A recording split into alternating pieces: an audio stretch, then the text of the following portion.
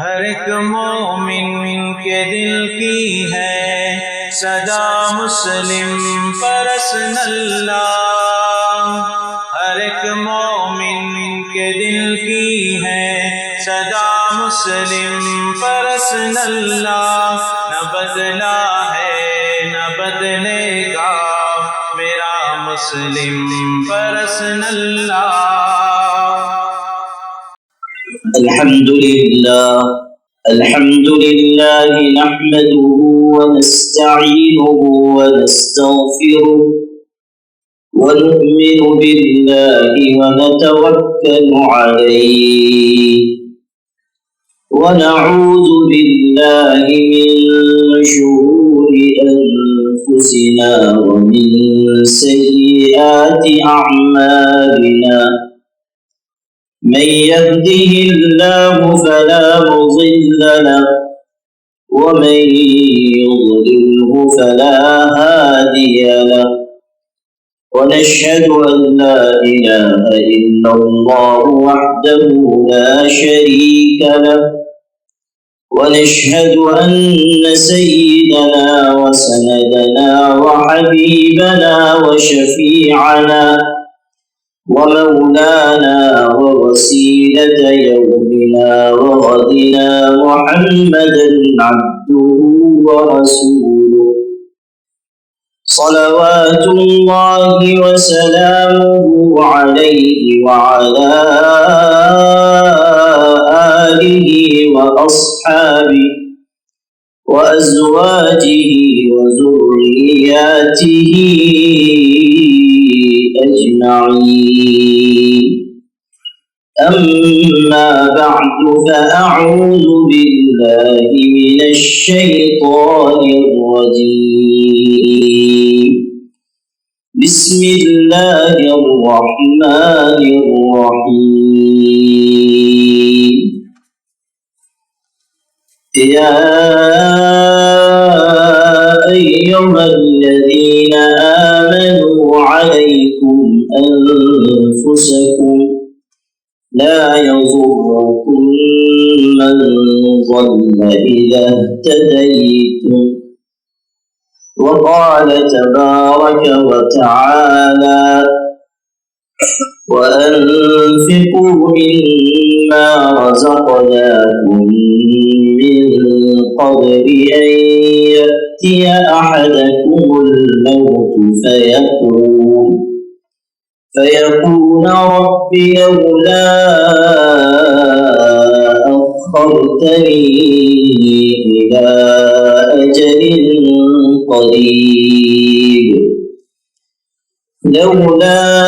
أخرتني إلى أجل قريب فأصدق وأكن من الصالحين، ولن يؤخر الله نفسا إذا جاء أجلها، والله خبير بما تعملون. وقال النبي صلى الله عليه وسلم تركتكم على البيضاء ليلها كنهارها لا يزيغ عنها بعدي إلا هالك، أو كما قال عليه الصلاة والسلام. حضرات علماء کرام، خاص طریقے پر حضرت مولانا مفتی عبدالباسط صاحب، حضرت مولانا مفتی ابوبکر قاسمی صاحب، حضرت مولانا آصف ندوی صاحب، حضرت مولانا مجاہد صاحب، مجلس علماء کے دیگر ذمہ داران و ارکان، اور آپ تمام قابل احترام بھائیوں، بزرگوں اور پردہ نشین ماں اور بہنوں،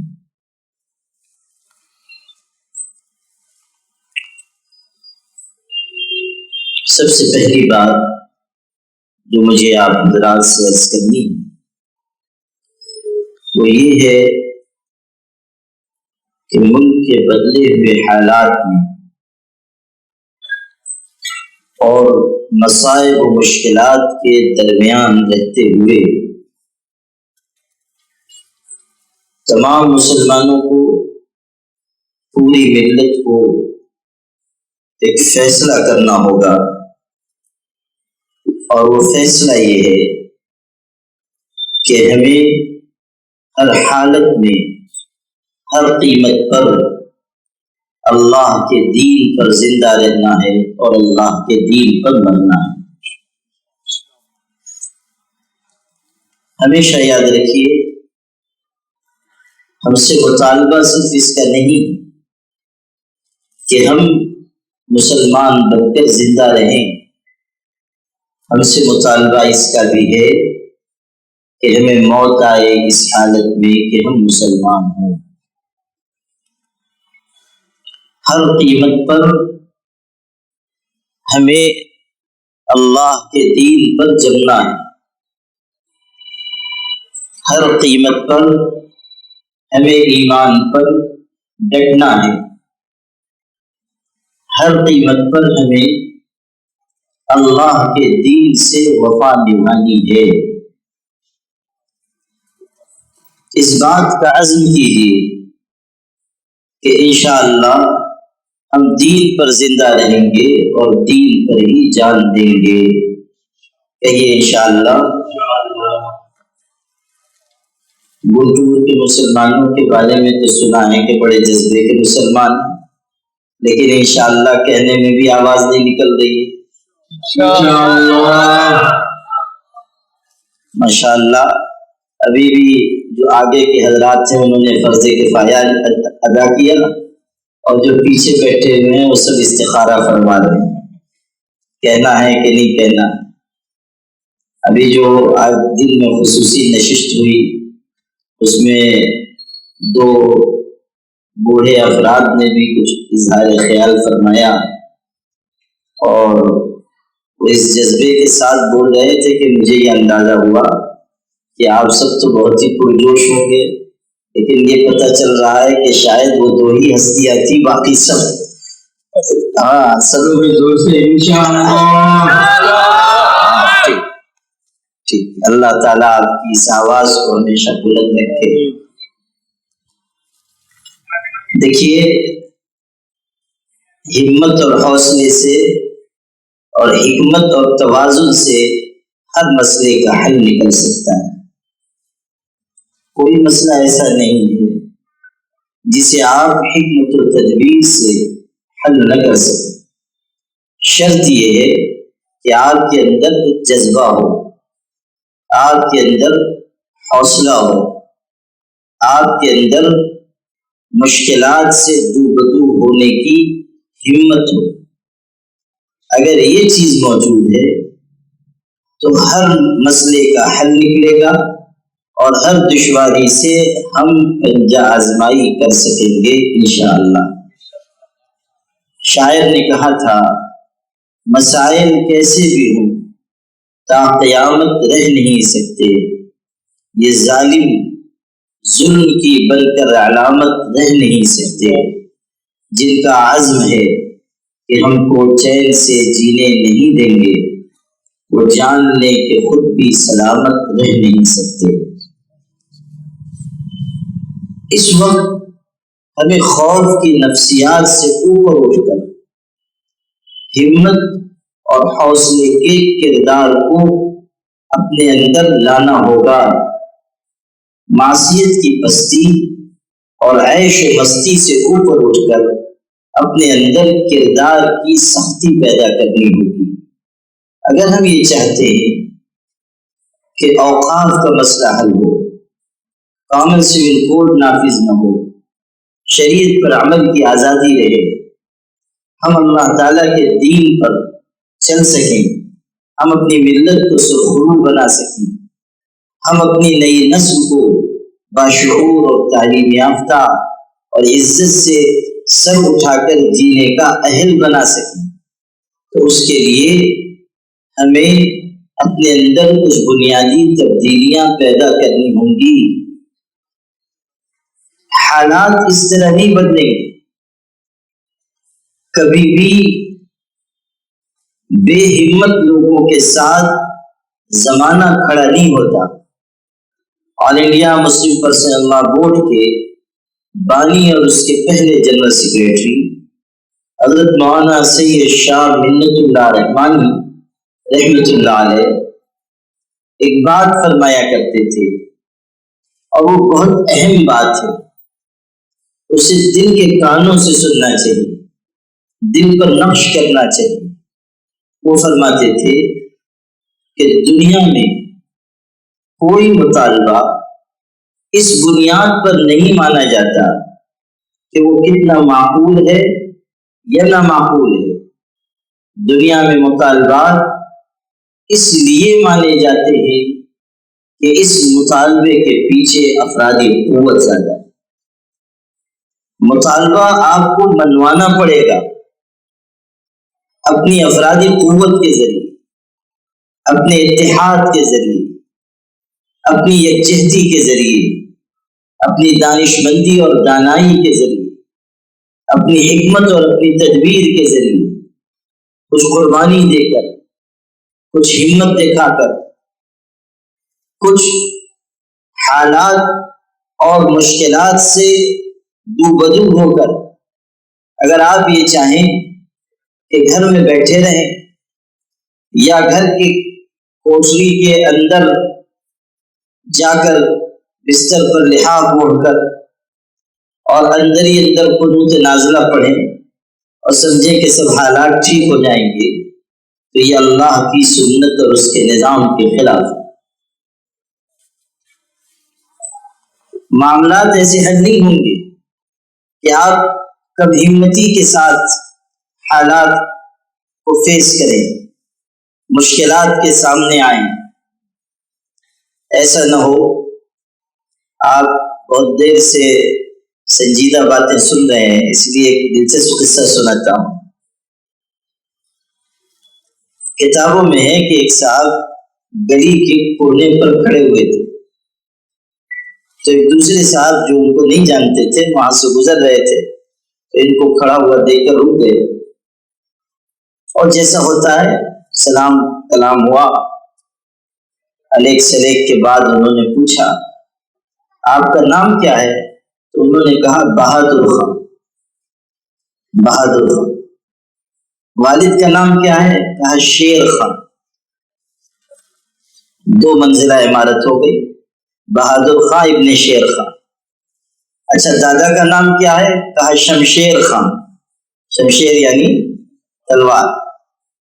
تو یہ بہادر خان ابن شیر خان ابن شمشیر خان۔ تو انہوں نے پوچھ لیا کہ بھائی صاحب بہادر خان صاحب آپ یہاں کیوں کھڑے ہوئے ہیں؟ تو کہنے لگے کہ گلی میں کتا بیٹھا ہوا ہے، ذرا وہ چلا جائے تو میں داخل ہوں۔ تو یہ ہے بہادر خان ابن شیر خان ابن شمشیر خان۔ تو اگر ہم لوگ یہ راستہ اختیار کریں گے بہادر خان والا، شیر خان والا، شمشیر خان والا، تو ہمارا کوئی مسئلہ حل نہیں ہوگا۔ ہمیں پوری طاقت سے کہنا ہوگا کہ ہم اس ملک میں اپنے مذہب کی آزادی کے ساتھ زندگی گزاریں گے، ہم شریعت کے احکامات پر چلیں گے، ہم ملک کے امن و امان کو کبھی خراب نہیں کرتے، ہم ملک کے رازوں کو کبھی نہیں بیچتے۔ آپ نے پڑھا ابھی کل کے اخبارات میں چھپا ہے، سوشل میڈیا پہ آیا ہے کہ گجرات کے ایک صاحب نے ہمارے ملک کے اہم راز بیچے ہیں پڑوس کے ملک کو، اور آپ جانتے ہیں کہ کتنے پیسے میں بیچے ہیں؟ صرف 200 روپے کے لیے بیچے ہیں۔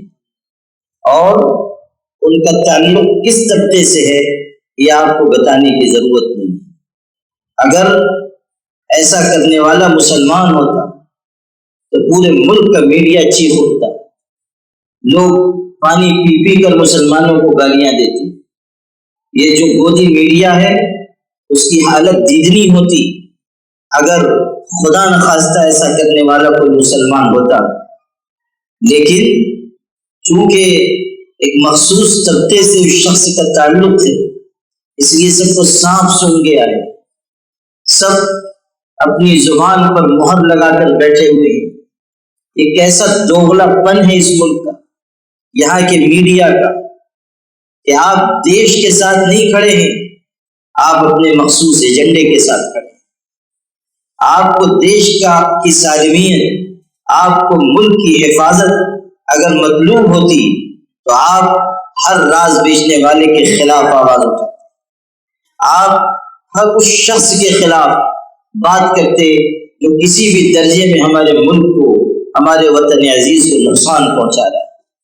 ہمیں درد ہوتا ہے اگر خدا نخواستہ ہمارے ملک پر کوئی آنچ آئے گی تو ہم اسے اپنے لیے باعث عار سمجھتے، اور ہمیں کسی کو اپنی حب الوطنی دکھانے کی اور ان سے سند اور سرٹیفکیٹ حاصل کرنے کی کوئی ضرورت نہیں ہے۔ نفرت کا بیوپار کرنے والے اس لائق بھی نہیں ہیں کہ وہ مسلمانوں سے ان کی حب الوطنی کی سند طلب کریں۔ ہمارا کردار، ہمارا اس ملک سے ارتباط، ہمارا اس ملک سے تعلق، اس ملک کی تعمیر و تشکیل میں ہمارا حصہ، اس ملک کے لیے ہمارے بڑوں کی قربانیاں، اس ملک کو آزاد کرانے کے لیے علماء کی جد و جہد، ہر چیز ایسی ہے کہ جو تاریخ میں محفوظ ہے، اور کوئی انکار کرنے والا اس وقت تک ان کا انکار نہیں کر سکتا جب تک کہ وہ نرا جاہل نہ ہو یا متعصب اور معاند نہ ہو۔ ہم یہ کہتے ہیں کہ یہ جو صورتحال اس ملک میں بن رہی ہے، یہ جو ایک خاص ایجنڈے کے ساتھ لوگ آگے بڑھ رہے ہیں، یہ ملک کے حق میں نہیں ہے۔ ہم اس بات کا تہیہ کریں، پوری قوم، صرف چند لوگ نہیں، صرف گنٹور کے مسلمان نہیں، صرف کسی ایک علاقے یا ریاست کے مسلمان نہیں، ملک میں بسنے والے ہر مسلمان کو یہ طے کرنا ہوگا کہ ہم اس ملک میں عزت کے ساتھ اور اللہ کی عطا کی ہوئی شریعت کے ساتھ زندگی گزاریں گے انشاءاللہ، اور ہمارے اس حق کو کوئی ہم سے چھین نہیں سکتا۔ اور اگر کوئی یہ کہے کہ ایسا کرنا، اپنے حق کا مطالبہ کرنا جرم ہے، تو صاف سن لیجیے کہ ہم ایک بار نہیں 1000 بار یہ جرم کرنے کے لیے تیار ہیں۔ ہم اس سرکار کے غلام نہیں ہیں جو دہلی میں، ہم اس سرکار کے غلام ہیں جو مدینہ منورہ میں روض اطہر کے سائے میں آرام فرمائے۔ ہم ان کے غلام ہیں، ہم ان کی راہ پر چلنے والے ہیں، ہم ان کی کامیابی، ہم ان کی اتباع کو کامیابی سمجھتے ہیں۔ دنیا یہ خیال کرتی ہے کہ عزت کے نقشوں میں، اقتدار کے نقشوں میں، مال کے نقشوں میں کامیابی ہے۔ ہم یہ کہتے ہیں کہ عزت، شہرت، مال اور اقتدار کے نقشوں میں کامیابی نہیں ہے۔ کامیابی اگر کہیں ہے تو وہ محمد رسول اللہ صلی اللہ علیہ وسلم کے قدموں میں۔ تیری معراج کہ تو لوح و قلم تک پہنچا، تیری معراج کہ تو لوح و قلم تک پہنچا، میری معراج کہ میں تیرے قدم تک پہنچا۔ اس احساس کے ساتھ ہمیں زندگی گزارنی چاہیے۔ اور اس سے پہلے کہ میں اگلی بات عرض کروں، یہیں ٹھہر کر میں آپ سے کہنا چاہتا ہوں کہ سب سے بنیادی تبدیلی جو ہم مسلمانوں کو اپنے اندر کرنی ہے وہ یہی ہے کہ ہم اللہ کے دین کی طرف لوٹ آئیں، مسلمان واقعی مسلمان بنے، کردار والا مسلمان، مسلمان حقیقی مسلمان بنے، صفات والا مسلمان، مسلمان واقعی مسلمان بنے، یعنی قرآن کے سانچے میں ڈھلا ہوا مسلمان۔ قرآن کہہ رہا ہے ان المؤمنون الذين اذا ذكر الله وجلت قلوبهم واذا تليت عليهم آياته زادتهم ايمانا وعلى ربهم يتوكلون الذين يقيمون الصلاة ومما رزقناهم ينفقون أولئك هم المؤمنون حقا لهم درجات عند ربهم ومغفرة ورزق کریم۔ کردار کیا بیان ہو رہا ہے، آپ کی علامتیں اور نشانیاں کیا بیان ہو رہی ہیں؟ اگر آپ نے یہ اعلان کر دیا کہ آپ مومن ہیں اور آپ کے اندر ایمانی صفات نہیں، ایمانی اخلاق نہیں، ایمانی کردار نہیں، ایمانی جذبہ نہیں، ایمانی جوش اور ولولہ نہیں، آپ کے اندر اللہ کی شریعت کو اپنے اوپر اور اپنے خاندان پر نافذ کرنے کا مزاج نہیں، تو پھر آپ کیسے مسلمان؟ قرآن کہہ رہا ہے قالت الاعراب آمنا قل لم تؤمنوا ولكن قولوا اسلمنا ولما يدخل الايمان في قلوبكم۔ صاف اعلان کیا گیا کہ یہ جو دیہات کے رہنے والے اعلان کر رہے ہیں کہ ہم مومن بن گئے، اے پیغمبر کہہ دیجئے کہ تم ابھی مومن نہیں ہوئے، بس تم نے صرف اپنا سر جھکا دیا ہے اور اسلام کا اعلان کیا ہے۔ جب تک تمہارے اندر ایمانی صفات نہیں آئیں گی تم مومن کہلانے کے حقدار نہیں ہو سکتے۔ خرد نے کہہ بھی دیا لا الہ تو کیا حاصل، دل و نگاہ مسلمان نہیں تو کچھ بھی نہیں۔ اقبال نے یہی بات تو کہی تھی کہ جب تک ایمان ہمارے اندر نہ اترے، ہمارا دل مسلمان نہ ہو، ہماری نگاہ مسلمان نہ ہو، ہمارے اندر اخلاق پیدا نہ ہو، ہمارے اندر بلند کردار نہ آئے، ہماری عورتیں پردہ دار نہ ہو، ہمارے نوجوان اپنے عاقبت اور آخرت کی فکر کرنے والے نہ بنے، حیا اور شرم اور عفت کے راستے پر نہ چلیں، جب تک من حیث القوم ہمارے اندر اجتماعیت کا مزاج نہ آئے، وحدت کی عادت نہ آئے، اپنے مفادات سے بالا تر ہو کر ملت کے مفادات پر نچھاور ہونے کا جذبہ نہ آئے، اس وقت تک ہم بجا طور پر مومن کہلانے کے حقدار نہیں۔ پھر پڑھیے وہ آیتیں جو میں نے سورہ انفال کی سنائی ہے۔ اللہ تعالیٰ فرما رہا ہے مسلمان وہ ہیں کہ جب اللہ کا ذکر آتا ہے ان کے دل ڈر جاتے، جب قرآن پڑھا جاتا ہے ان کا ایمان بڑھ جاتا ہے، وہ اللہ پر بھروسہ کرتے ہیں، اللہ پر ان کا اعتماد ہے۔ غور کیجئے قرآن کیا درس دے رہا ہے کہ نماز سے، ذکر سے، تلاوت سے، عبادت سے، اللہ کی طاعت سے تمہارا مضبوط تعلق ہونا چاہیے۔ تم نماز قائم کرنے والے بنو، تم اللہ کی راہ میں خرچ کرنے والے بنو، تم اپنی نگاہ کو باعفت بناؤ، تم اپنے آپ کو ہر بری بات اور بے حیائی کے کام سے بچاؤ۔ ارشاد ہوا قل انما حرم ربی الفواحش ما ظہر منها وما بطن۔ اے پیغمبر صلی اللہ علیہ وسلم کائنات میں اعلان کر دو کہ میرے پروردگار نے بے حیائی کی کھلی چھپی ساری باتوں کو حرام کر دیا ہے۔ یہ پیغام دیا گیا ہمارے نوجوانوں کو، لڑکوں کو، لڑکیوں کو، ان کو باحیا بننے کی تاکید کی گئی۔ اب اگر اس تاکید کے ہوتے ہوئے ہم اگر اپنی سینکڑوں بہنوں کو بے حیائی کے راستے سے ارتداد کے دہانے تک پہنچتا ہوا دیکھ رہے ہیں تو ہمیں غور کرنا چاہیے کہ ہم ایمان کے کس مقام پر کھڑے ہیں، ہم اپنے سماج اور معاشرے کو کس طرف لے جا رہے ہیں۔ یہ جو ارتداد کا فتنہ ہماری صفوں میں داخل ہوا، کیا بے حیائی اس کا سبب نہیں؟ کیا کو ایجوکیشن اور مخلوط نظام تعلیم اس کا سبب نہیں؟ کیا بچیوں اور لڑکیوں کی ایمانی تربیت کا فقدان اس کا سبب نہیں؟ قرآن بتا رہا ہے سچے مومن کون، صفات بیان کی گئی اور پھر اعلان ہوا اولئک هم المؤمنون حقا لهم درجات عند ربهم ومغفرة ورزق کریم۔ یہی سچے مسلمان ہیں۔ دعوے سے تم مسلمان نہیں ہوگے، اپنے کردار کی بنیاد پر تم مسلمان کہلاؤ۔ تم اپنی زبان کے کہے ہوئے الفاظ کی وجہ سے حقیقی مومن تصور نہیں کیے جاؤ گے، ایمانی صفات کی کسوٹی پر تم کو پرکھا جائے گا، اگر تم اس میں کامیاب ہوئے تب تم حقیقی مومن کہلانے کے حقدار ہو۔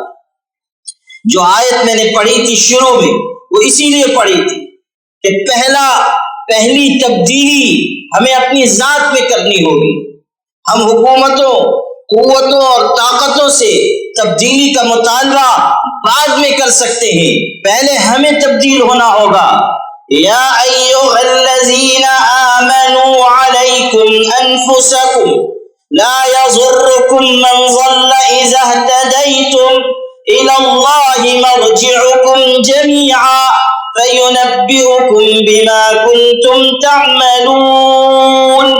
ارشاد ہے، اے ایمان والو، اے ایمان والیو، اے ایمان لانے والے مردوں، اے ایمان لانے والی عورتوں، اپنے آپ کی اصلاح کو لازم پکڑو، اپنے آپ کو تبدیل کرو، اپنی خواہشات کو بدلو، اپنی ترجیحات کو بدلو، اپنی زندگی کے شب و روز کو بدلو، اپنے مزاج کو تبدیل کرو، وہ زندگی گزارو جس کی تاکید تم کو تمہارے پیغمبر نے اور تمہارے پروردگار کی اتاری ہوئی پاک کتاب نے کی ہے۔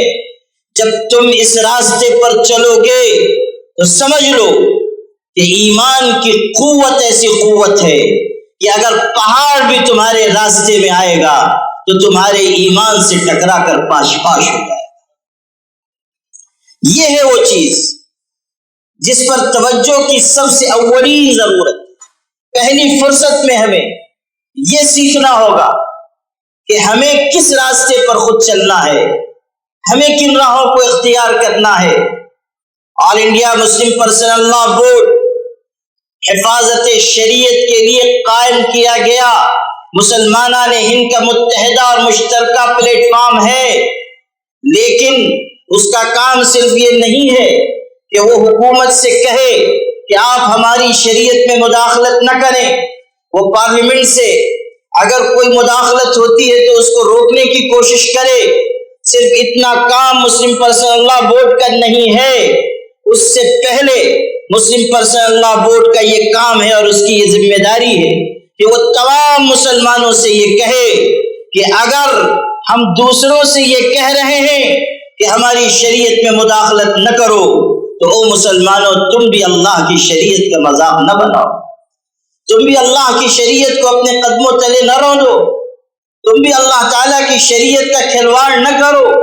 شادی بیاہ کی تقریبات میں اسلام کا مذاق نہ بناؤ۔ ایسا نہ ہو کہ تم مال و دولت کے نشے میں اللہ کی شریعت کو اپنے قدموں سے رون کر آگے بڑھ جاؤ۔ ایسا نہ ہو کہ تم جوانی کے نشے میں نافرمانی اور بے حیائی کے راستے پر جاؤ اور پھر اس کے نتیجے میں تمہاری ملت کے اوپر اللہ کی طرف سے عذاب نازل ہو۔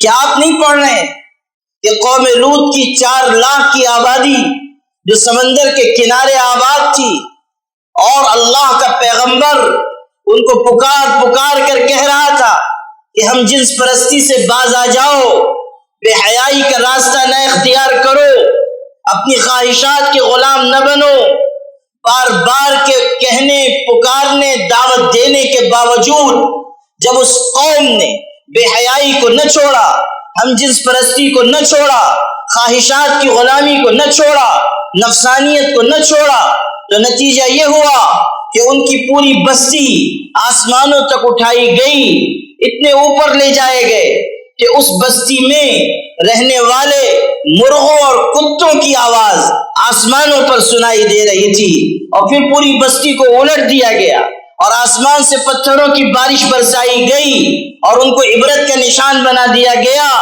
فَجَعَلْنَا عَالِيَهَا سَافِلَهَا وَأَمْطَرْنَا عَلَيْهِمْ حِجَارَةً مِّن سِجِّيلٍ مَّنضُودٍ مُّسَوَّمَةً عِندَ رَبِّكَ وَمَا هِيَ مِنَ الظَّالِمِينَ بِبَعِيدٍ۔ قرآن قصے اور کہانی کے طور پر یہ تاریخ نہیں دہرا رہا ہے، قرآن نصیحت اور عبرت کے لیے یہ واقعہ بیان کر رہا ہے۔ اور بتا رہا ہے کہ اگر بے حیائی کے جراثیم تمہارے اندر بھی داخل ہوئے تو پھر تم کو تمہاری تعلیم، تم کو تمہاری دولت، تم کو تمہاری تعداد کی کثرت، تم کو تمہاری حکومتیں، دنیا میں دنیا کے نقشے پر ظاہر ہونے والے تمہارے 55 ملک تمہیں اللہ کے عذاب سے بچا نہیں سکتے۔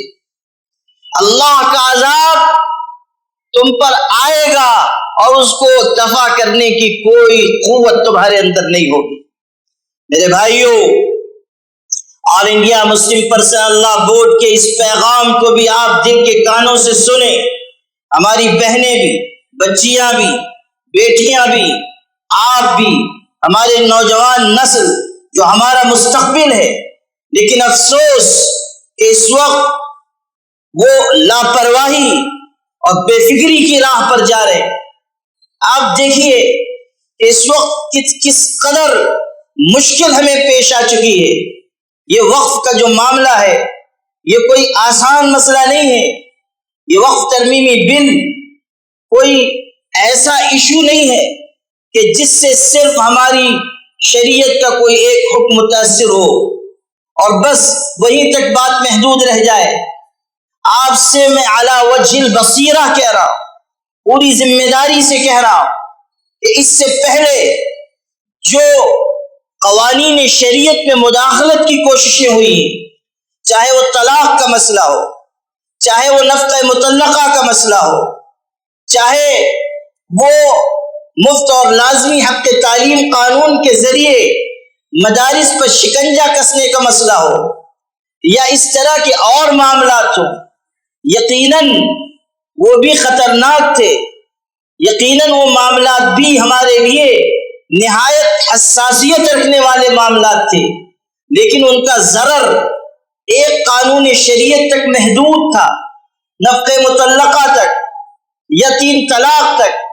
لیکن یہ جو وقف ترمیمی بل لایا گیا ہے، خدا نخواستہ اگر یہ وقف امینڈمنٹ بل 2024 منظور ہو جاتا ہے، لاگو ہو جاتا ہے، تو آپ کا ہر مدرسہ، ہر مسجد، ہر عیدگاہ، ہر قبرستان، ہر یتیم خانہ، ہر درگاہ، ہر امام بارگاہ، آپ کا ہر تعلیمی، ملی اور رفاہی ادارہ جو وقف کی زمین پر ہو وہ خطرے میں آئے گا، مسجدیں خطرے میں آئیں گی۔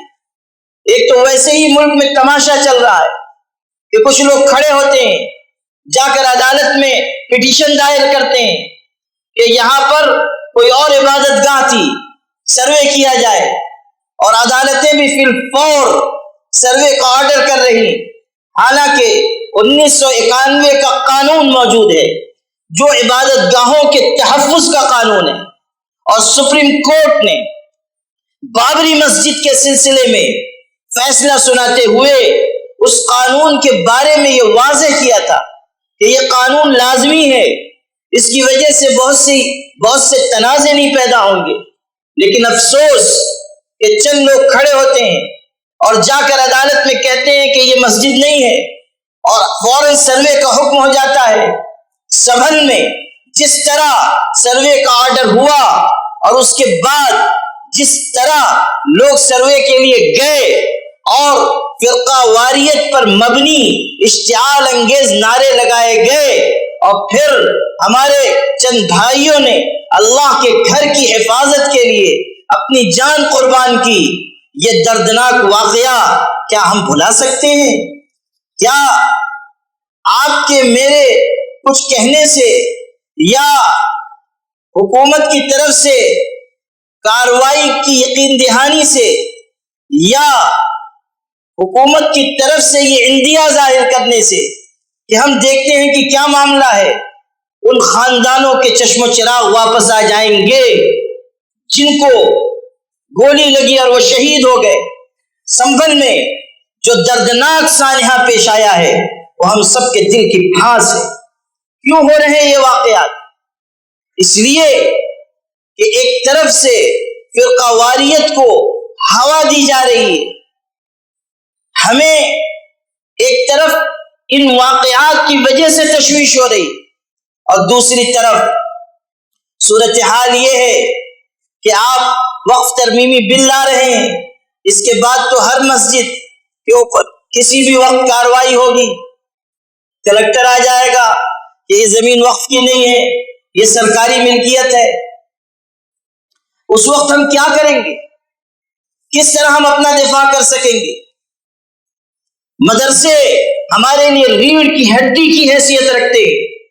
مسلمانوں، میں تم سے صاف کہتا ہوں کہ تم نے مدارس کی قدر و قیمت پہچانی ہو یا نہ پہچانی ہو، جو لوگ مدرسے کے خلاف ہیں وہ اچھی طرح جانتے ہیں کہ مدرسے کی طاقت کیا ہے۔ آپ پہچانے یا نہ پہچانے، آپ کا حریف جانتا ہے کہ آپ کے ایمان کو کھاد کہاں سے مل رہی ہے، آپ کے اندر آپ کو استقامت کا پیغام کہاں سے دیا جا رہا ہے، کہاں سے جذبہ اور ولولہ پیدا ہو رہا ہے۔ آج کی یہ حکومتیں تو بہت محدود ہیں، چھوٹے پیمانے پر ہیں، کبھی یہاں سرکار نہیں بنتی ہے، کبھی وہاں سرکار نہیں بنتی ہے، لیکن انگریزوں جیسی ظالم اور جابر قوت جن کے رقبہ سلطنت میں سورج نہیں ڈوبتا تھا، اس حکومت کے خلاف ایک عالم ربانی نے فتویٰ دیا تھا کہ انگریز کی فوج میں ملازمت حرام ہے، اور ان کو عدالت میں طلب کیا گیا۔ انگریز جج نے پوچھا تم نے یہ فتویٰ دیا ہے؟ کہا کل بھی دیا تھا، آج بھی دیا ہے، اور آئندہ کل پھر دوں گا۔ اس وقت انگریز جج غصے میں کہنے لگا جانتے ہو اس کی سزا کیا ہے؟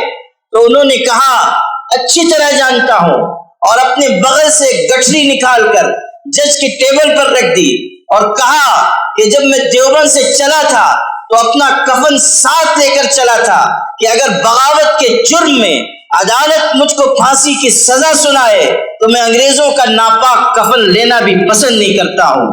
یہ باہمت اور جرأت مند انسان کسی یونیورسٹی سے نہیں نکلا، یہ مدرسے کی پیداوار ہے۔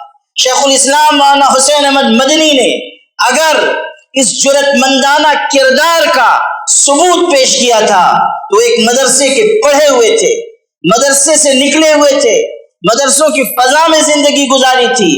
یاد رکھیے وقف ترمیمی بل آ جانے کے بعد مدارس کے لیے نہایت دشواریاں پیش آئیں گی، مدارس کے لیے مشکلات کھڑی کر دی جائیں۔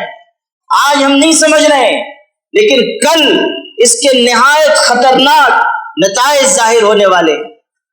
اسی طرح جو پرانی وقف جائیدادیں ہیں ان پر تو خطرہ ہوگا ہی، آپ نیا وقف قائم کرنا چاہیں گے اس کی راہ میں بھی رکاوٹ ہے، اس کی راہ میں بھی رکاوٹ کھڑی کر دی گئی۔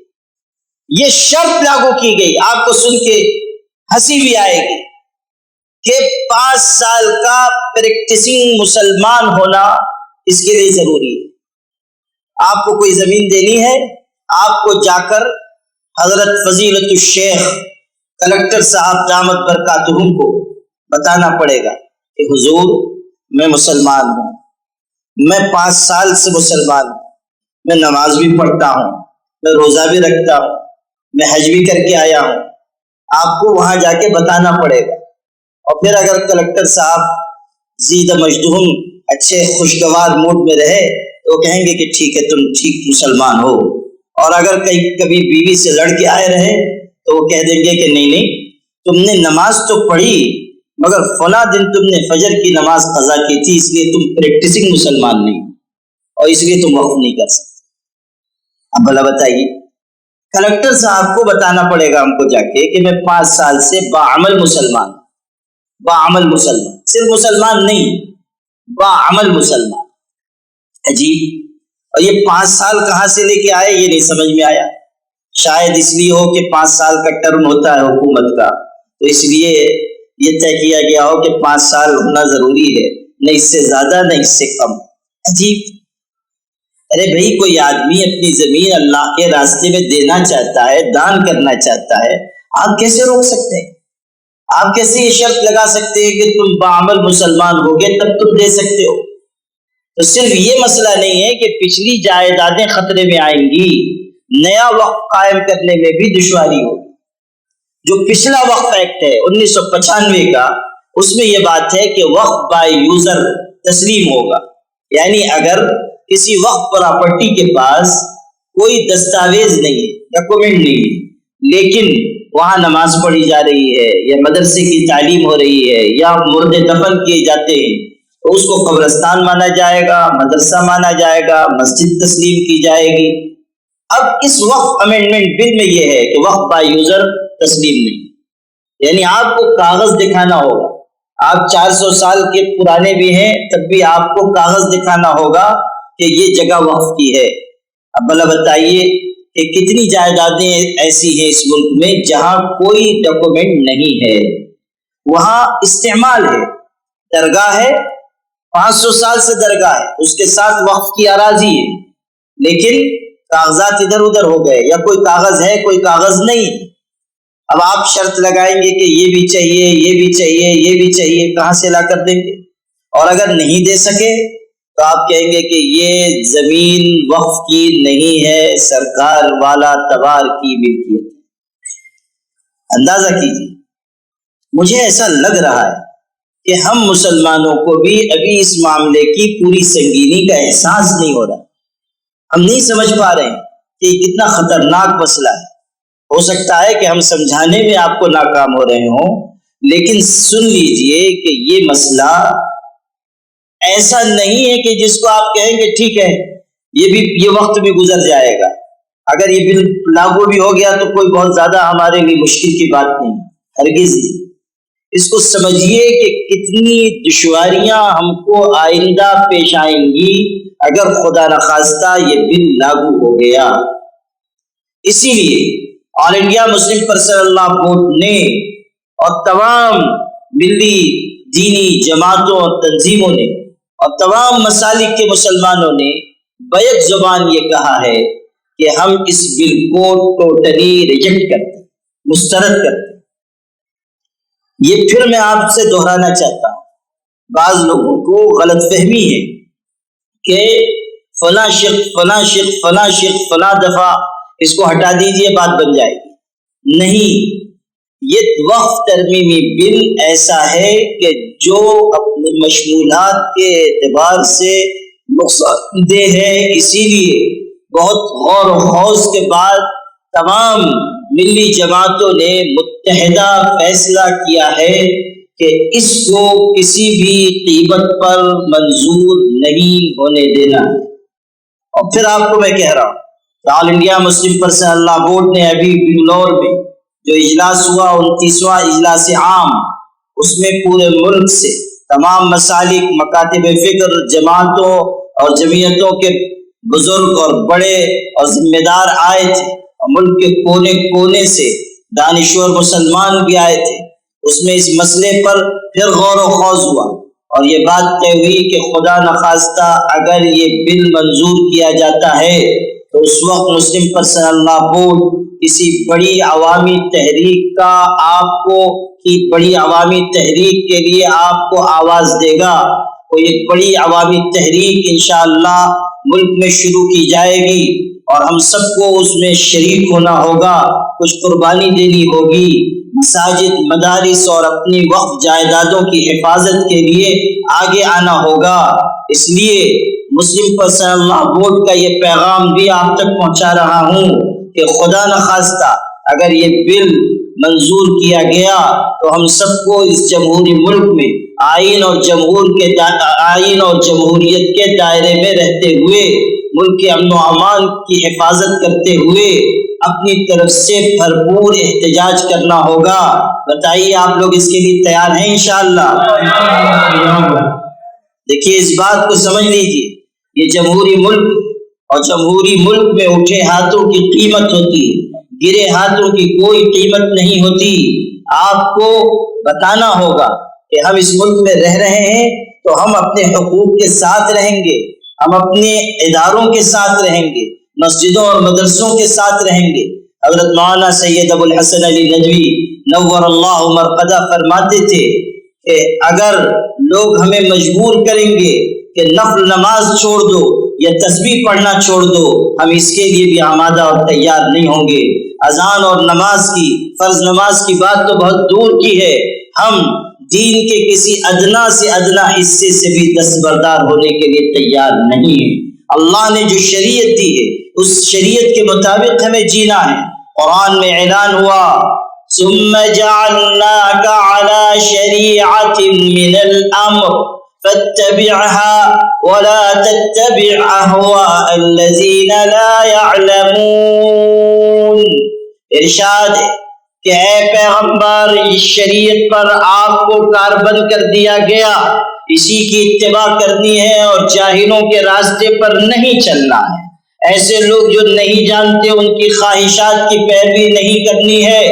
یہ حکم در حقیقت پیغمبر کے واسطے سے امت کے لیے ہمیں بتایا گیا کہ شریعت پر تم کو چلنا ہے، اللہ کے احکامات کو اختیار کرنا ہے۔ زمانہ بدلے، کائنات بدلے، احکامات و قوانین بدلے، دنیا کا دستور بدلے، دنیا کا نظام بدلے، یہ سب ہو سکتا ہے، مگر اللہ کی شریعت بدلے یہ ممکن نہیں۔ لا تبدیل لکلمات اللہ، زمانہ لاکھ بدلے مگر اللہ کی کلمات نہیں بدل سکتے، اللہ کا نظام نہیں بدل سکتا۔ ہمارے آقا حضرت محمد مصطفیٰ صلی اللہ علیہ وسلم نے اعلان فرمایا ترکتکم علی البیضاء لیلها کنہارها لا یزیغ عنها بعدی الا ہالک۔ آپ نے فرمایا کہ لوگوں سن لو، میں اپنے بعد تم کو ایک ایسی صاف ستھری شریعت پر چھوڑ کر جا رہا ہوں جس کی رات بھی اس کے دن کی طرح ہے، لیلھا کنہارھا، کتنا بلیغ اور معنی خیز جملہ ہے، فصاحت سے لبریز جملہ ہے، یہ ہمارے آقا ہی فرما سکتے تھے۔ لیلھا کنہارھا، اس کی رات بھی اس کے دن کی طرح ہے۔ آپ نے سمجھا کہ حضور نے کیا پیغام دیا؟ آپ در حقیقت یہ بتانا چاہتے ہیں کہ میری امت کے لوگوں کان کھول کر سنو، دنیا کے ہر نظام میں خوبی کے ساتھ خامی ہوگی، اجالے کے ساتھ اندھیرا ہوگا، عیب کے ہنر کے ساتھ عیب ہوگا۔ دنیا کے ہر نظام میں کہیں نہ کہیں کوئی خامی، کوئی کمی، کوئی نقص، کوئی قابل ترمیم چیز ہوگی، لیکن سن لو میں جو نظام لے کر آیا ہوں وہ ایسا نظام ہے جس میں نہ کوئی خامی ہے، نہ کوئی قصور ہے، نہ نقص ہے، نہ قابل ترمیم کوئی چیز ہے۔ ایسی شریعت لے کر آیا ہوں کہ جس میں اجالا ہی اجالا ہے، جس میں اندھیرے کا نام و نشان نہیں، جس میں کمزور پہلو نہیں۔ اللہ کی شریعت کامل و مکمل، اللہ کا دین کامل و مکمل، اسی لیے اعلان ہوا الیوم اکملت لکم دینکم وَأَتْمَمْتُ عَلَيْكُمْ نِعْمَتِي وَرَضِيتُ لَكُمُ الْإِسْلَامَ دِينًا۔ حجۃ الوداع کے موقع پر حضور صلی اللہ علیہ وسلم عرفات کے میدان میں ہیں، عرفہ کا دن ہے، جمعہ کا مبارک دن ہے، آپ کے تربیت یافتہ 1,00,000 سے زیادہ افراد آپ کے سامنے ہیں، گوش بر آواز ہیں، اور آپ ان کو قیامت تک آنے والی امت کو ان کے واسطے سے اپنا پیغام پہنچا رہے ہیں، اور دنیا کا سب سے عظیم اور انقلابی اور سب سے زیادہ پر اثر دستور اور منشور عطا کر رہے ہیں۔ حجۃ الوداع میں آپ نے جو خطبہ ارشاد فرمایا وہ رہتی دنیا تک کے لیے یادگار ہے۔ ایسے الفاظ آپ نے کہے کہ دنیا میں کوئی قانون سازی اس خطبے کو چھوڑ کر نہیں کی جا سکتی ہے۔ آپ نے ایسا عظیم انقلابی ایک منشور عطا فرمایا، انسانیت کے لیے ایک دستور دیا۔ اسی موقع پر آسمان سے قرآن کی آیت اتری، ارشاد ہوا الیوم اکملت لکم دینکم واتممت علیکم نعمتی ورضیت لکم الاسلام دینا، کہ اب دین مکمل کر دیا گیا، نعمت تمام کر دی گئی، اور قیامت تک کے لیے اسلام کو بطور دین پسند کر لیا گیا۔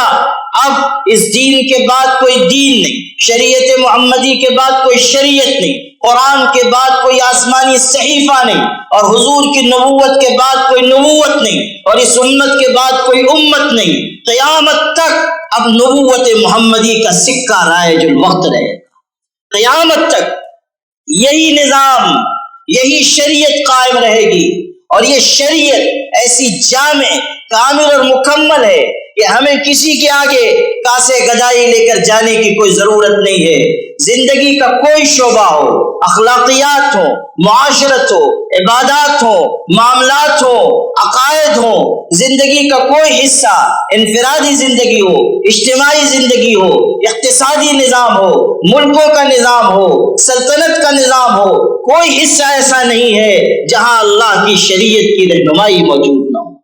کوئی شعبہ ایسا نہیں جہاں حضور صلی اللہ علیہ وسلم نے ہمیں راستہ نہ دکھا دیا ہو۔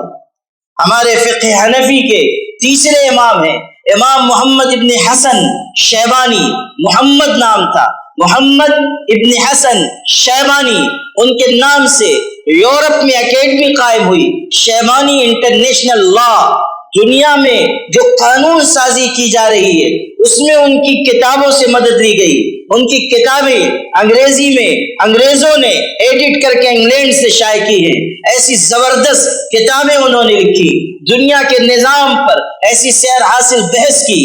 ان کی کتاب ہے سیر کبیر۔ اس کتاب کو ایک انگریز شخص نے پڑھا اور اتنا متاثر ہوا شریعت کی رہنمائی سے کہ اس نے اسلام قبول کیا۔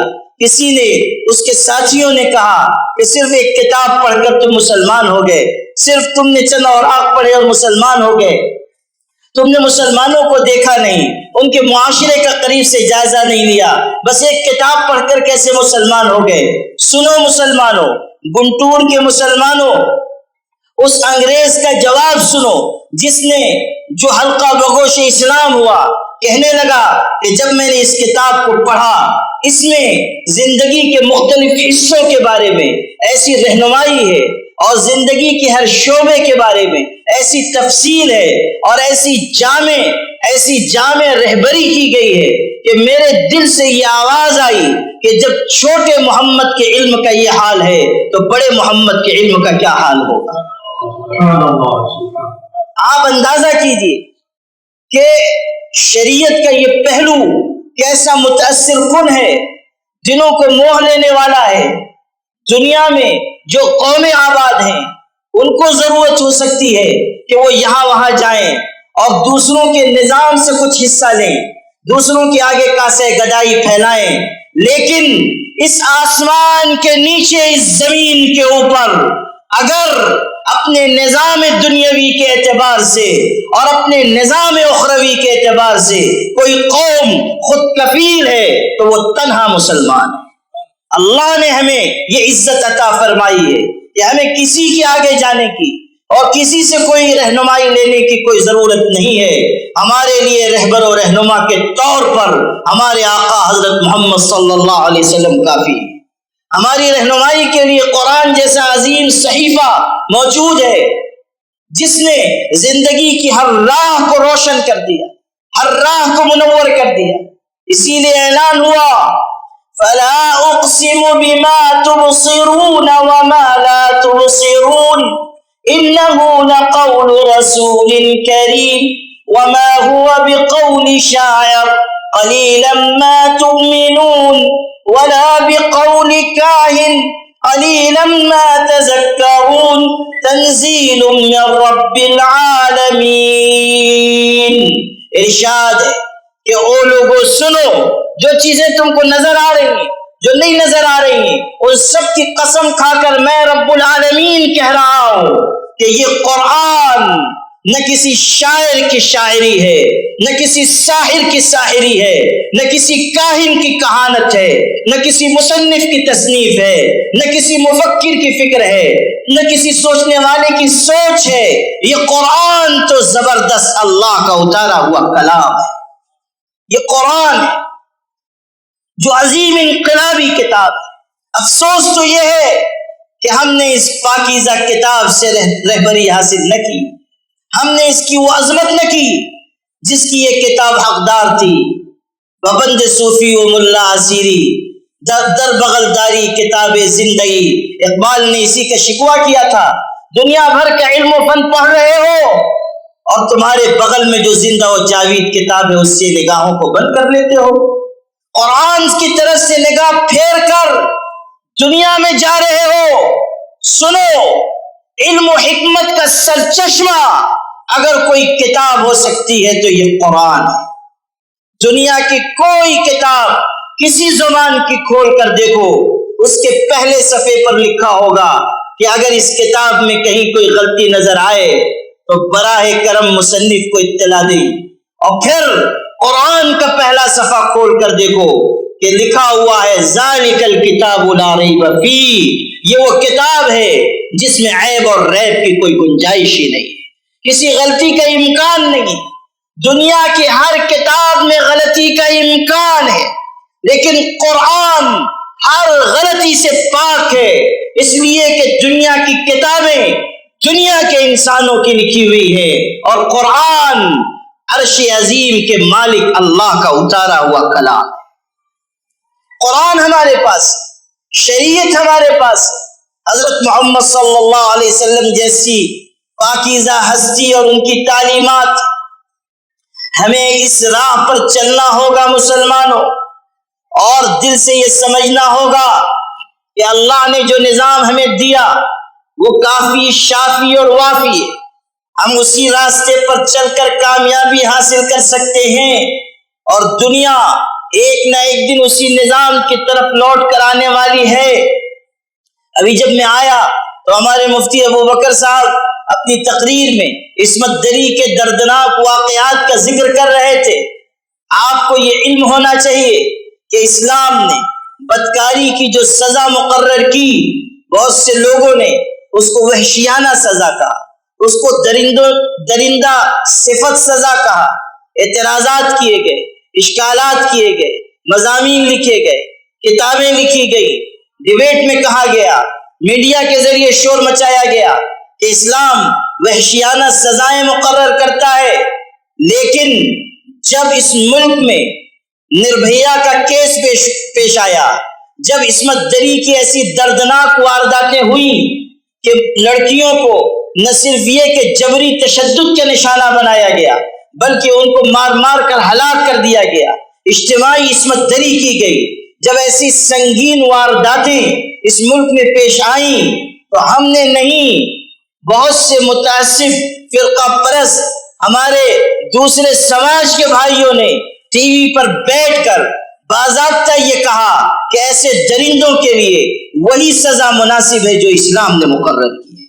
یہ ہے وہ چیز کہ دنیا چاہے کتنا ہی لمبا سفر کیوں نہ کر لے، بالآخر اسے آستانے محمدی پر سجدہ ریز ہونا ہے. دنیا چاہے جہاں جائے لیکن بالآخر اسے لوٹ کر آنا ہے نظام مصطفی کی طرف. یہ نظام، یہی نظام ہے وہ کہ جو انسانیت کے زخموں کا مرہم ہے، یہی نظام ہے وہ جو انسانیت کی مشکلات کا حل ہے، یہی نظام ہے وہ جو تمام سے سکتی اور تڑپتی ہوئی انسانیت کے لیے سہارا بن سکتا ہے.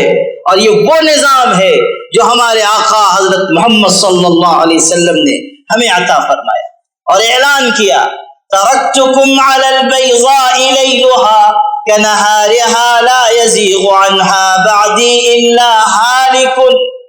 اس نظام سے وہی انحراف کرے گا جو ہلاک ہونے والا ہے. آج اگر وقف کے لیے ہم لڑ رہے ہیں، مہم چلا رہے ہیں، شہر شہر جا رہے ہیں، آل انڈیا مسلم پرسنل لا بورڈ کی ایک عظیم قیادت اگر پیرانہ سالی کے باوجود مشقت جھیل رہی ہے، حضرت مولانا خالد سیف اللہ رحمانی صاحب دامت برکاتہم، حضرت مولانا شاہ محمد فضل الرحیم مجددی دامت برکاتہم اور تمام مسالک اور مکاتب فکر کے ذمہ داران اور بورڈ کے عہدیداران اگر جا کر ملت اسلامیہ کو بیدار کرنے کی کوشش کر رہے ہیں تو اس لیے نہیں کہ ان کا کوئی ذاتی مسئلہ ہے، اس لیے کہ وقف ہماری شریعت کا حصہ ہے. اور اگر وقف پر آنچ آئے گی تو ہماری شریعت کے حکم پر آنچ آئے گی. اگر وقف متاثر ہوگا، مدارس متاثر ہوں گے، مساجد متاثر ہوں گی، ہمارے ادارے متاثر ہوں گے. اس لیے لوگوں تک پہنچ کر یہ بات کہی جا رہی ہے کہ تحفظ اوقاف کی مہم کا حصہ بنیے اور آپ تک بھی بورڈ کے خادم کی حیثیت سے یہی پیغام میں پہنچا رہا ہوں کہ اس کو سرسری معاملہ سمجھ کر نظر انداز مت کیجیے، اپنے مفادات سے بالا تر ہو کر سوچیے۔ قیامت کے دن خدا کی بارگاہ میں ہم کو حاضر ہونا ہے۔ آج اگر ہم اپنی ذمہ داریوں سے چشم پوشی کریں گے، قسم بخدا قیامت کے دن ہمیں مجرموں کی صف میں اٹھایا جائے گا۔ اگر آج ہم غفلت برتیں گے، اگر آج ہم مصلحتوں کا شکار ہو جائیں گے، اگر آج ہم نکما پن اور بزدلی دکھائیں گے، اگر آج ہم اپنے آپ کو اس مہم سے الگ رکھیں گے یہ سمجھ کر کے ٹھیک ہے علماء کر رہے ہیں، ووٹ کر رہا ہے، جمعیت علماء کر رہی ہے، مجلس العلماء کر رہی ہے، ہم تو اپنے گھر میں اطمینان سے بیٹھے رہیں گے۔ ہم چونکہ بہادر خان ابن شیر خان کی اولاد ہیں اس لیے ہم اپنے گھر میں اطمینان سے رہیں گے۔ تو اگر آپ نے یہ کیا تو پھر سمجھ لیجئے کہ اللہ کے ہاں آپ سے باس پرس ہوگی، ملت کے لیے آگے آنا ہوگا، آپ کو اپنے اندر غیرت ایمانی پیدا کرنی ہوگی۔ میں آپ کو صحابہ کے دور کے واقعات نہیں سنا رہا ہوں، اگر آپ کو عزم و عزیمت اور جرأت و ہمت کا مظاہرہ اور ایمانی جوش و ولولہ دیکھنا ہے تو فلسطین کے مسلمانوں کو دیکھیے کہ ظلم و کرب کے مرحلوں سے گزرنے کے باوجود کس طرح وہ سینہ صفر ہو کر کھڑے ہوئے ہیں اور پکار پکار کر کہہ رہے ہیں کہ دماؤنا و اموالنا و اولادنا و اعراضنا فداء لدیننا ولاقصانا۔ یہ ہے وہ جذبہ جس کو دیکھ کر دنیا آج حیران ہے کہ ہماری جان، ہمارا مال، ہماری عزت، ہماری اولاد سب اللہ کی مسجد کے لیے، سب مسجد اقصی کے لیے، ہمارے دین کے لیے قربان ہے۔ آپ دیکھیے ایک نوجوان لڑکی اپنے پہلو میں اپنے شوہر کی لاش لے کر بیٹھی ہے، اپنی گود میں اپنے خون میں نہائے ہوئے بچے کی لاش لے کر بیٹھی ہے، اور اس کے بعد وہ آسمان کی طرف نگاہ اٹھا کر دیکھتی ہے اور کہتی ہے اللہ میں اس پر بھی تیری تقدیر کے فیصلے سے راضی ہوں۔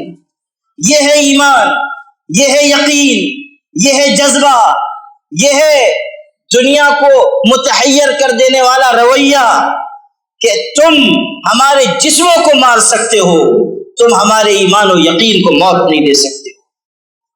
حالت یہ ہے کہ ایک چھوٹا بچہ جس کا سارا خاندان شہید ہو چکا اور وہ تنہا رہ گیا، اس سے سوال کرنے والا سوال کر رہا ہے کہ باپ رخصت، ماں رخصت، بہنیں رخصت، خاندان تمہارا رخصت، کوئی باقی نہیں بچا، نہ تم کو کھلانے والا کوئی، نہ تم کو پلانے والا کوئی، نہ گھر کی چھت تم کو نصیب، تمہارا مکان بھی گر گیا، خاندان بھی شہید ہو گیا، اب تم دنیا میں تنہا رہ گئے، کیسے جیو گے، کیسے زندگی گزارو گے؟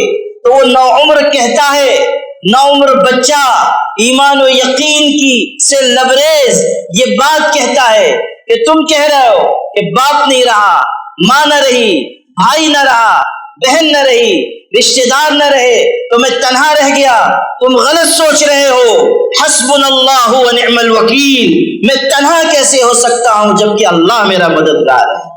میں تنہا کیسے ہو سکتا ہوں جبکہ اللہ کی قوت میرے ساتھ ہے؟ اللہ بہترین کارساز ہے، اللہ بگڑی کو بنانے والا ہے، اللہ مدد کرنے والا ہے۔ وہ جو کسی دور میں صحابہ نے کہا تھا ان الناس قد جمعوا لكم فاخشوهم فزادهم ایمانا وقالوا حسبنا الله ونعم الوکیل فانقلبوا بنعمة من الله وفضل لم يمسسهم سوء واتبعوا رضوان الله۔ صحابہ کے بارے میں کہا گیا کہ لوگوں نے ان سے کہا تم نہتے ہو، تم بے سر و سامان ہو، تمہاری پشت پر کوئی قوت نہیں، تمہارے ساتھ کوئی حکومت نہیں، پیچھے ہٹ جاؤ، تمہارے دشمن زیادہ، ان کی افرادی قوت زیادہ، ان کے اسباب زیادہ، شکست تسلیم کر لو، پیچھے ہٹ جاؤ۔ تو ان میں بے ہمتی نہیں آئی، ہمت پیدا ہوئی، ایمان پیدا ہوا، اور انہوں نے کہا حسبنا اللہ و نعم الوکیل، اللہ ہمارے لیے کافی ہے اور وہ بہترین کارساز ہے۔ یہ چیز ہمارے سیکھنے کی ہے، یہ ملک ہمارا ہے، اس ملک میں ہمیں مل جل کر رہنا ہے، ہم کسی کے مخالف نہیں ہیں، ہم کسی کو نقصان نہیں پہنچانا چاہتے، ہم تو ہمیشہ محبت کا پیغام سناتے آئے ہیں۔ ان کا جو کام ہے اہل سیاست جانے، میرا پیغام محبت ہے جہاں تک پہنچے۔ ہم تو کہتے آئے ہیں کہ ہندو بھائیوں کو، سکھوں کو، عیسائیوں کو، S C S T O B C کے لوگوں کو سب کو مل جل کر اس ملک میں رہنا ہے۔ یہ ملک ایک حسین گلدستہ ہے جس میں رنگا رنگ پھول ہیں، سب کو ایک ساتھ مل جل کر جینا ہے، اسی ملک میں رہنا ہے، آپس میں محبت کے ساتھ رہنا ہے، ایک دوسرے کے احترام کے ساتھ رہنا ہے۔ ہم اس مسلمان کو مسلمان ماننے کے لیے تیار نہیں ہیں جو اسلامی تعلیمات کے برخلاف کسی کو نقصان پہنچانے پر کمر بستہ ہو جائے، جو کسی پر تشدد، ناحق تشدد کرے۔ ہمارے سامنے تو قرآن کی تعلیم ہے، من قتل نفسا بغیر نفس او فساد فی الارض فکأنما قتل الناس جمیعا، کہ جو کسی ایک انسان کو مار دیتا ہے وہ ساری انسانیت کا قاتل ہے۔ ہمیں تو قرآن نے امن و امان کا راستہ سکھایا ہے، ہمیں تو قرآن نے لوگوں کو ساتھ لے کر چلنے کا راستہ سکھایا ہے۔ ہمیں تو یہاں تک کہا گیا لا تسبوا الذین یدعون من دون اللہ فیسبوا اللہ عدوا بغیر علم، ہمیں مروت سکھائی گئی، ہمیں دوسروں کا احترام سکھایا گیا، دوسروں کی مذہبی شخصیات کے بارے میں زبان روک لینے کا درس دیا گیا۔ یہ قرآن کی تعلیمات ہیں۔ ہم کسی شر اور فساد کی بات نہیں کرتے، لیکن یہ بھی سن لو کہ ہم اس کے لیے بھی آمادہ نہیں ہیں کہ کوئی ہمارے حقوق میں مداخلت کرے، کوئی ہماری مذہبی آزادی کو متاثر کرے، کوئی ہماری شریعت کے اوپر انگلی اٹھائے، کوئی ہمارے شرعی احکامات کو ہم سے چھیننے کی کوشش کرے۔ ہم اس کے لیے بھی تیار نہیں ہیں۔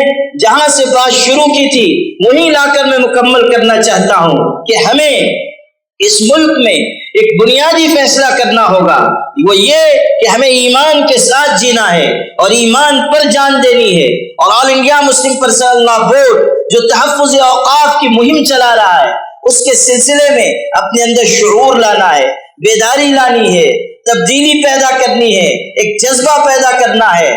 ایک طرف مسلم پرسنل لا بورڈ مسلمانوں کو متوجہ کر رہا ہے، دوسری طرف اپوزیشن پارٹیز کو متوجہ کر رہا ہے کہ آپ اس بل کی مخالفت کریں، الائنس پارٹیز سے کہہ رہا ہے کہ آپ اس بل کے ساتھ کھڑے نہ ہو۔ آپ کے ہاں جو سرکار ہے اس ریاست میں، ان کے جو سربراہ ہیں نائیڈو جی، ان سے گزارش کی گئی کہ آپ اس سلسلے میں مسلمانوں کا درد سمجھیں، آپ سمجھیں کہ مسلمان کیا چاہ رہے ہیں۔ آپ بجائے حکومت کے پالے میں جانے کے اس مسئلے میں مسلمانوں کے ساتھ کھڑے رہیں تاکہ یہ بل نامنظور ہو جائے، یہ بل ناکام ہو جائے اور مسلمان راحت کی، چین و سکون کی سانس لے سکے۔ وہاں بہار میں بھی کوشش کی گئی، نتیش کمار جی سے بھی ملاقاتیں ہوئی، ان تک بھی پیغام پہنچایا گیا۔ اور ابھی قریب میں جمعیت علماء ہند کی طرف سے حضرت مولانا سید ارشد مدنی صاحب کے زیر قیادت ایک بڑا اجلاس بھی ہوا جس میں کھل کر گفتگو کی گئی کہ وقف ترمیمی بل ہمیں کسی قیمت پر منظور نہیں ہے۔ مسلم پرسنل لا بورڈ نے جے پی سی سے ملاقاتیں کی، ارکان پارلیمنٹ سے ملاقاتیں کی، 250 صفحے پر اپنی یادداشت پیش کی، پورے اس وقف ترمیمی بل کا کہ جو مندرجات ہیں، جو مشمولات ہیں، اس میں جو ہمارے لیے خطرات ہیں، بالکل وضاحت کے ساتھ اس کو بیان کر دیا گیا۔ الگ الگ اسٹیٹ میں وزرائے اعلیٰ سے ملاقاتیں کی گئی۔ بورڈ اپنی ذمہ داری نبھا رہا ہے، لیکن سوال یہ ہے کیا آپ بھی اپنی ذمہ داری نبھانے کے لیے تیار ہیں؟ کیا آپ بھی اپنے اندر جذبہ پیدا کرنے کے لیے تیار ہیں؟ کیا آپ بھی اوقاف کے تحفظ کے لیے آگے آنے کے لیے تیار ہیں؟ یہ اصل مسئلہ ہے۔ میں حضرات علماء کرام سے بھی کہنا چاہتا ہوں، اور جو سماجی کارکنان ہیں، جو دانشوران ہیں، ہمارے ایم ایل اے صاحب بھی یہاں تشریف رکھتے ہیں، ان سے بھی میں کہنا چاہتا ہوں کہ ہم سب اس سلسلے میں بیداری لانے کی کوشش کریں، مسلمانوں کو نفس مسئلہ سمجھائیں، اور جہاں تک ریاستی حکومت تک بات پہنچانے کا معاملہ ہے، جو شخص جس چینل سے بھی بات پہنچا سکے ضرور بات پہنچائے، اور یہ واضح کرے کہ ہم ترمیم کے حق میں نہیں ہیں، ہم اس بل کو بالکلیہ مسترد کرتے ہیں، ٹوٹلی ہم ریجیکٹ کرتے ہیں۔ ہم یہ نہیں کہہ رہے ہیں کہ اس دفعہ کو ہٹا دیجئے، اس دفعہ کو ہٹا دیجئے، اس دفعہ کو ہٹا دیجئے، نہیں، ہم یہ کہہ رہے ہیں اس کی کوئی ضرورت ہے ہی نہیں، آپ یہ بل واپس لے لیجئے۔ جس طرح کسانوں نے احتجاج کیا، آپ نے قانون واپس لیا۔ آپ اگر کسانوں کی بات سن سکتے ہیں تو آپ کو مسلمانوں کی بات سننی پڑے گی، آپ کو مسلمانوں کا بھی مطالبہ سننا پڑے گا۔ کیوں آپ یہ توقع رکھتے ہیں کہ مسلمان چند دن کچھ کہہ کر پھر خاموش ہو جائیں گے، مسلمان اس کو بھول جائیں گے؟ نہیں، یہ شریعت سے جڑا ہوا معاملہ ہے، یہ مسجدوں مدرسوں سے جڑا ہوا معاملہ ہے۔ ہم اس پر خاموش نہیں رہ سکتے، ہم آخری درجے تک کوشش کریں گے انشاءاللہ، آئین کے دائرے میں رہتے ہوئے، امن و امان کی حفاظت کرتے ہوئے، جمہوری تقاضوں کے مطابق، لیکن جہاں تک ہم جا سکتے ہیں انشاءاللہ جائیں گے، اور آپ سب کو اس میں ساتھ دینا ہوگا۔ کہیے آپ سب ساتھ دیں گے انشاءاللہ؟ جزاکم اللہ خیرا کثیرا۔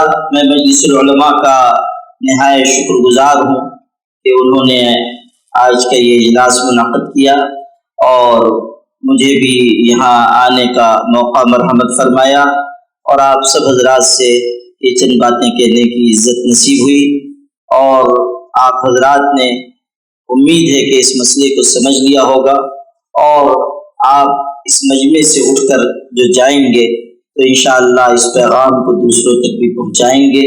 آل انڈیا مسلم پرسنل لا بورڈ کے ایک خادم کی حیثیت سے آپ سب کا بھی میں شکریہ ادا کرتا ہوں۔ وآخر دعوانا ان الحمد للہ رب العالمین۔